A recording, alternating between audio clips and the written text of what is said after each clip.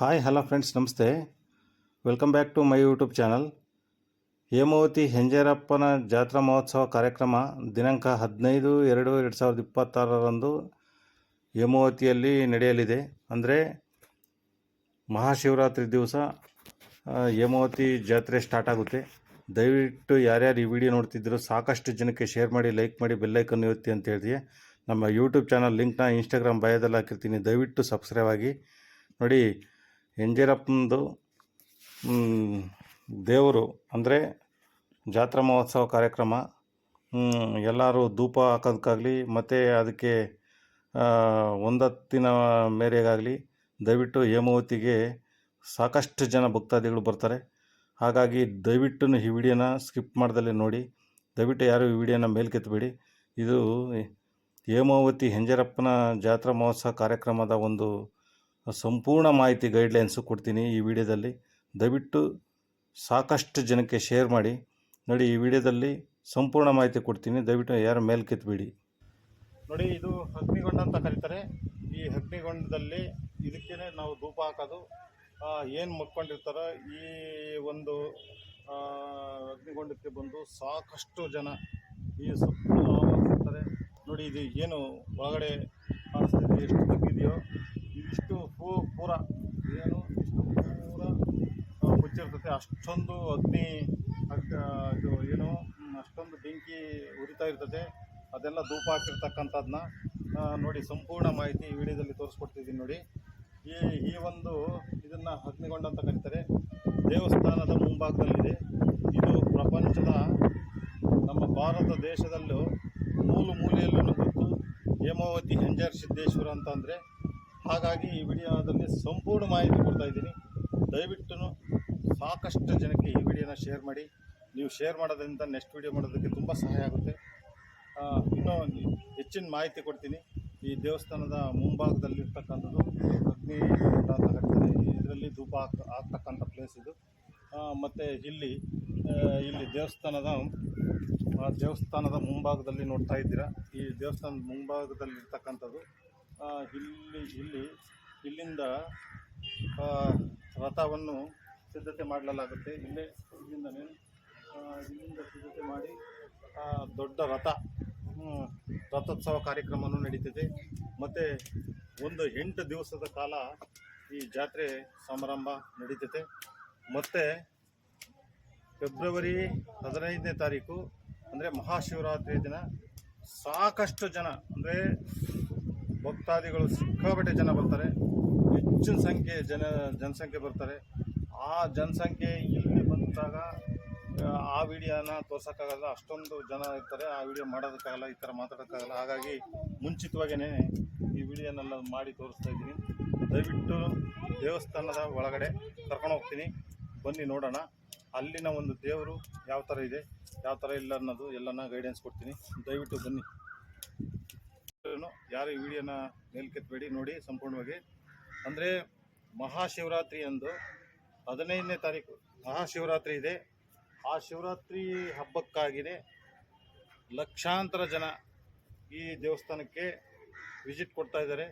ದಯವಿಟ್ಟು ಯಾರ್ಯಾರು ಈ ವಿಡಿಯೋ ನೋಡ್ತಿದ್ದೀರೋ ಹೆಚ್ಚಿನ ಜನಕ್ಕೆ ಶೇರ್ ಮಾಡಿ, ಲೈಕ್ ಮಾಡಿ ಅಂತ ಹೇಳ್ತಾ, ಈ ಹೇಮಾವತಿ ಹೆಂಜೇರಪ್ಪನ ಒಂದು ವಿಶೇಷತೆ ಏನು ಅಂದರೆ ಹೆಂಜೇರ ಸಿದ್ದೇಶ್ವರ, ಶಿವಪ್ಪ, ಮೂರ್ಖಣಪ್ಪ ನಾನಾ ಹೆಸರುಗಳಲ್ಲಿ ಈ ದೇವರನ್ನು ನಾನಾ ಹೆಸರುಗಳಲ್ಲಿ ಕರೀತಾರೆ.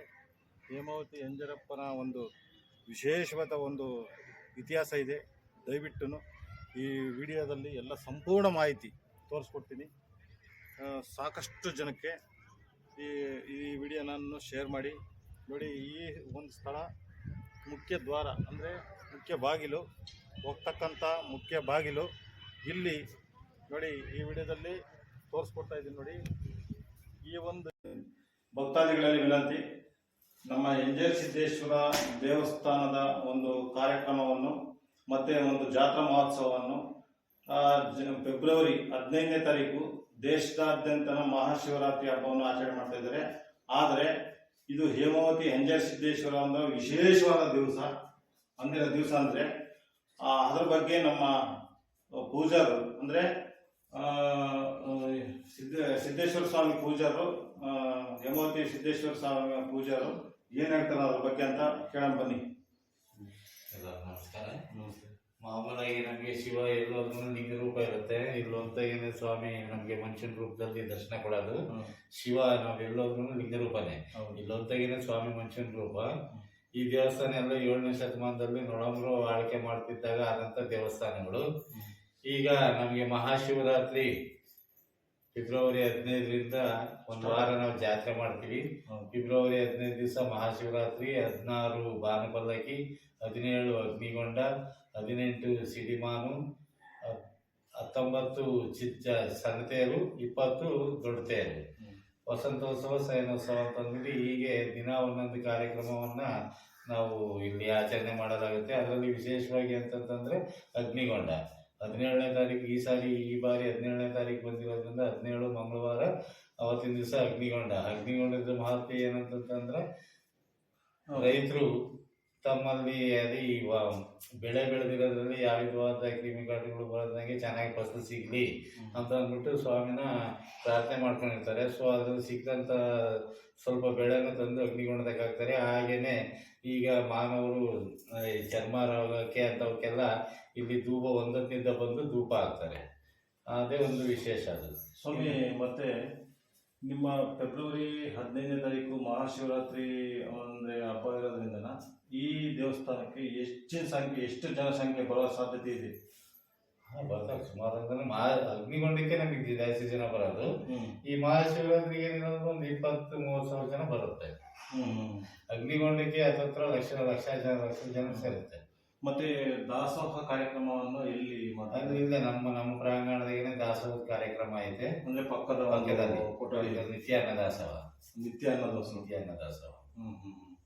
ನೋಡಿ ವೀಕ್ಷಕರೇ, ಇಷ್ಟು ಅರ್ಚಕರ ಮಾತು. ಅಂದ್ರೆ ಯಾವುದೇ ಒಂದು ಕಾಯಿಲೆಗಳಿಗೆ ಮತ್ತೆ ಯಾವುದೇ ಒಂದು ನಿಮ್ಮ ಬೇಡಿಕೆಗಳು ಈ ದೇವಸ್ಥಾನಕ್ಕೆ ನಡ್ಕೊಂಡ್ರೆ, ಅಂದ್ರೆ ಶ್ರದ್ಧೆಯಿಂದ ಒಂದು ಭಕ್ತಿಯಿಂದ ನಡ್ಕೊಂಡ್ರೆ ಈ ಇದರಲ್ಲಿ ಈ ಯಶಸ್ಸನ್ನು ಖಂಡಿತವಾಗಿ ಕಾಣ್ತಾರಂತ ಹೇಳಿ ನಮ್ಮ ಅರ್ಚಕರ ಮಾತು. ದಯವಿಟ್ಟು ಈ ವಿಡಿಯೋನ ಸಾಕಷ್ಟು ಜನಕ್ಕೆ ಶೇರ್ ಮಾಡಿ, ಲೈಕ್ ಮಾಡಿ, ಬೆಲ್ಲೈಕನ್ ಒತ್ತಿ ಅಂತ ಹೇಳ್ತಾ ನಮ್ಮ ಅರ್ಚಕರ ಮಾತು ಅಂದ್ರೆ ಹೇಮಾವತಿ ಹೆಂಜರ ಸಿದ್ದೇಶ್ವರನ ಅರ್ಚಕರ ಮಾತಿದು. ಸ್ವಾಮಿ ನಮಸ್ತೆ. ನಮಸ್ಕಾರ. ಇದು 15ನೇ ತಾರೀಕಂದು ಜಾತ್ರೆ ಸ್ಟಾರ್ಟ್ ಆಗ್ತಿದೆ. ಪ್ರತಿ ವರ್ಷನೂ ಸ್ಟಾರ್ಟ್ ಆಗ್ತಾ ಇದೆ. ಅಂದ್ರೆ ಮಹಾಶಿವರಾತ್ರಿ. ವಿಶೇಷವಾಗಿ ಭಕ್ತಾದಿಗಳಲ್ಲಿ ಹೆಚ್ಚಿನ ಸಂಖ್ಯೆಯಲ್ಲಿ ಆಗಮಿಸ್ತಾ ಇದ್ದಾರೆ ನಿಮ್ಮ ದೇವಸ್ಥಾನಕ್ಕೆ. ಹೇಮಾವತಿ ಹೆಂಜರ ಸಿದ್ದೇಶ್ವರ ನೋಡಿ, 7ನೇ ಶತಮಾನದಿಂದಲೂ ನಡೀತಾ ಇರತಕ್ಕಂಥದ್ದು ಈ ಒಂದು ಬ್ರಹ್ಮೋತ್ಸವ. ಪ್ರತಿ ವರ್ಷವೂ ಮಹಾಶಿವರಾತ್ರಿಯಿಂದ ಒಂದು ವಾರ ಸ್ವಾಮಿಯ ಉತ್ಸವಗಳು ನಡೆಯುತ್ತೆ. ಪ್ರತಿದಿನ ಒಂದೊಂದು ಉತ್ಸವ ನಡೀತಾ ಇರ್ತದೆ. ಹೋದ್ರೆ ಮಹಾಶಿವರಾತ್ರಿ ದಿವಸ ಸ್ವಾಮಿಯವರಿಗೆ ಅಭಿಷೇಕ, ಮತ್ತೆ ಕಂಕಣಗಳು ಕಟ್ಟೋದು, ಮತ್ತೆ ಗಂಗೆ ಪೂಜೆಗಳು, ಕಲಶ ಪೂಜೆಗಳು ಇರುತ್ತೆ. ತದನಂತರ 2ನೇ ದಿವಸ ಬಾನಪಲ್ಲಕ್ಕಿ ಅಂತ ಜರುಗುತ್ತೆ. ಅವತ್ತಿನ ದಿವಸ ಸ್ವಾಮಿಯವರಿಗೆ ಬಲಿಯನ್ನವನ್ನ ಕೊಡ್ತೀವಿ, ಬಲಿಯನ್ನ ಹಾಕ್ತೀವಿ ಸಂಜೆ. ತದನಂತರ 3ನೇ ದಿವಸ ಅಗ್ನಿಗೊಂಡ. ಪ್ರತಿ ವರ್ಷವೂ ಮಹಾಶಿವರಾತ್ರಿ ಆದ 3ನೇ ದಿವಸದಲ್ಲೇ ಅಗ್ನಿಗೊಂಡ ಮಹೋತ್ಸವ. ಆ ಅಗ್ನಿಗೊಂಡ ಮಹೋತ್ಸವದಲ್ಲಿ ಸಾಕಷ್ಟು ಭಕ್ತಾದಿಗಳು ಪೂರ್ವದಿಂದನೂ ಬಂದು, ಆಗಿನ ಕಾಲದಲ್ಲಿ ಎತ್ತಿನ ಗಾಡಿಗಳು ಬರೋದು, ಈಗೆಲ್ಲ ಮತ್ತೆ ವೆಹಿಕಲ್ಗಳು ಇದ್ದಾವಲ್ಲ, ವೆಹಿಕಲ್ ಬರ್ತಾರೆ. ಮತ್ತೆ ಬೇಜಾನ್ ನಡ್ಕೊಂಡು ಬರ್ತಾರೆ, ಉಪವಾಸದಿಂದ ಬರ್ತಾರೆ. ನೋಡಿ ಭಕ್ತಾದಿಗಳು ಅವತ್ತಿನ ದಿವಸ ಎಷ್ಟೋ ಜನ ಉಪವಾಸದಿಂದ ಬಂದು ಸ್ವಾಮಿ ಅವರಿಗೆ ಧೂಪ ಹಾಕಿದ ನಂತರ ಅವರು ಒಂದೊತ್ತನ್ನ ಬಿಡ್ತಾರೆ. ಆ ಒಂದು ರೂಢಿ ಇದೆ. ಒಂದೊತ್ತು ಬಿಡೋದಕ್ಕೆ ಇಲ್ಲಿ ಅನ್ನದಾಸೋಹ ಕಾರ್ಯಕ್ರಮ ಈಗ ಮಾಡಿರೋದು. ಬಟ್ ಅವಾಗಿನ ಕಾಲದಲ್ಲಿ ಏನಪ್ಪಾ ಅಂತಂದ್ರೆ ಅವರು ಮಹಾಶಿವರಾತ್ರಿನಲ್ಲಿ ತೊಂಬುಟ್ಟು ಉಂಡೆ ಮಾಡ್ಕೊಂಡ್ ಬರ್ತಿದ್ರಲ್ಲ, ಅದನ್ನ ತಗೊಂಡ್ಬಂದು ಅವರು ಧೂಪವನ್ನ ಹಾಕಿ ಆ ತೊಂಬುದುಂಡೆಯನ್ನೆಲ್ಲೇ ಅವರು ಸ್ವಾಮಿಯವರಿಗೆ ಒಂದೊತ್ತು ಬಿಡ್ತಾರೆ. ಇವಾಗಲೂ ಸಹ ಆತರ ಮಾಡ್ತಾನೆ ಇದ್ದಾರೆ. ಮತ್ತೆ ಈಗೆಲ್ಲ ಏನಪ್ಪಾ ಅಂತಂದ್ರೆ ಬೇರೆ ಕಾಲ ಬಂದ್ಬಿಟ್ಟಿದೆ, ಸ್ವಲ್ಪ ತಡೆಯಕ್ ಆಗಲ್ಲ ಊಟ ಹಂಗಾಗಿ ಬೇಗ ಊಟ ಮಾಡ್ಬೇಕು ಅಂತ ಇರ್ತಾರೆ. ಹಾಗಾಗಿ ಈಗ ದಾಸೋಹ ಅಂತ ಮಾಡಿದೆ. ದಾಸೋಹದರು ಪ್ರಸಾದ ಕೊಡ್ತಾರೆ. ಅವತ್ತಿನ ದಿವಸ ಅಗ್ನಿಗೊಂಡ ಧೂಪೋತ್ಸವ ನಡೀತಾ ಇರ್ಬೇಕಾದ್ರೆ ಧೂಪ ಹಾಕಿ ಹೋದವರಿಗೆಲ್ಲ ಪ್ರಸಾದವನ್ನು ನೀಡ್ತಾರೆ. ಸ್ವಾಮಿ, ಮತ್ತೆ ಹೆಚ್ಚಿನ ಸಂಖ್ಯೆಯಲ್ಲಿ ಭಕ್ತಾದಿಗಳು ಬರ್ತಾರೆ. ನೀವು ಹೆಚ್ಚಿನ ಸಂಖ್ಯೆಯಲ್ಲಿ ಭಕ್ತಾದಿಗಳಿಗೆಲ್ಲ ಅನ್ನ ಸಂದರ್ಪಣೆ ಇರ್ತದೆ. ಆ ಅನ್ನ ಸಂದರ್ಪಣೆಯನ್ನು ಯಾವ ರೀತಿ ಜನಗಳು ಸ್ವೀಕರಿಸಬೇಕಂತ ನೀವು ಹೆಚ್ಚಿಗೆ ನೋಡಿ, ಹಿಂದಿನಿಂದ ಇದು ಅಂದ್ರೆ ಬ್ರಹ್ಮೋತ್ಸವದಲ್ಲಿ ಎಷ್ಟು ಬ್ರಹ್ಮೋತ್ಸವದಲ್ಲಿ ಬ್ರಹ್ಮೋತ್ಸವದಲ್ಲಿ ಅಗ್ನಿಗುಂಡ ಬಿಟ್ಬಿಟ್ಟು ಮತ್ತೆ 3 ದಿವಸ ಮತ್ತೆ ಏನು ಸಿಡಿಮಾನೋತ್ಸವ, ಚಿಕ್ಕ ತೇರು, ದೊಡ್ಡ ತೇರು, ಆ 3 ದಿವಸದಲ್ಲಿ ಈ ಊರಿನವರನ್ನೇ ಒಬ್ರು ಅಮೆರಿಕದಲ್ಲಿದ್ದಾರೆ.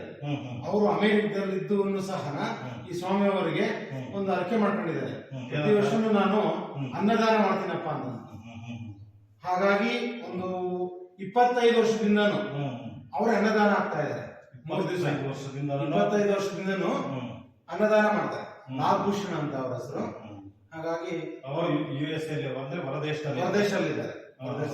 ಅವರು ಈ ಸಂದರ್ಭಕ್ಕೆ ಬಂದು ಅವರೇನೆ ಇದೆಲ್ಲ ವ್ಯವಸ್ಥೆ ಮಾಡ್ತಾರೆ. 3 ದಿವಸ ಊಟ, ಎಷ್ಟೇ ಜನ ಬರಲಿ ಊಟ ಹಾಕ್ತಾರೆ. ಅದು ಅಲ್ಲದೆ ಈ ಮಧ್ಯದಲ್ಲಿ ಒಂದು 10 ವರ್ಷದಿಂದನ ಅನ್ನದಾನ ಪ್ರಸಾದ ಮಾಡಿದ್ರು, ದಾಸೋಹ ಅಂತ. ಅವರು ಸಹ ಹಾಕ್ತಾರೆ. ಪ್ರತಿದಿನನೂ ಊಟ ಪ್ರಸಾದ ನೀಡ್ತಾರೆ. ಮತ್ತೆ ಹೆಚ್ಚಿಗೆ ಭಕ್ತಾದಿಗಳು ಅಗ್ನಿಗುಂಡ ಏನಪ್ಪಾ ಅಂತಂದ್ರೆ ಅವರ ಅರ್ಕೆಗಳು ಅಂದ್ರೆ ಅಗ್ನಿಗುಂಡದಲ್ಲಿ ಧೂಪ ಹಾಕ್ಬೋದು, ಮತ್ತೆ ಕೊಬ್ಬರಿ ಹಾಕ್ಬೋದು, ತುಪ್ಪ ಹಾಕ್ಬೋದು, ಮತ್ತೆ ಇನ್ನ ಅವರು ಬೆಳೆದಿರ್ತಕ್ಕಂಥ ಬೆಳೆಗಳು ಏನಾದ್ರು ಕಡ್ಲೆಕಾಯಿ ಹಾಕ್ಬೋದು, ಮೆಣಸಿನ್ಕಾಯಿ ಹಾಕ್ಬೋದು, ಇನ್ನೊಂದು ಬೇರೆದಾಗ್ಬೋದು. ಮೆಣಸಿನ್ಕಾಯಿ ಹಾಕ್ಬಾರ್ದು, ಬಟ್ ಅವ್ರು ಗೊತ್ತಿಲ್ಲದೆ ಹಾಕ್ತಾರೆ. ಕಡ್ಲೆಕಾಯಿ ಹಾಕ್ಬೋದು, ಇಲ್ಲ ಔಡ್ಲ ಹಾಕ್ಬೋದು, ಬೇರೆ ಬೇರೆ ಇದು ಏನಾದ್ರು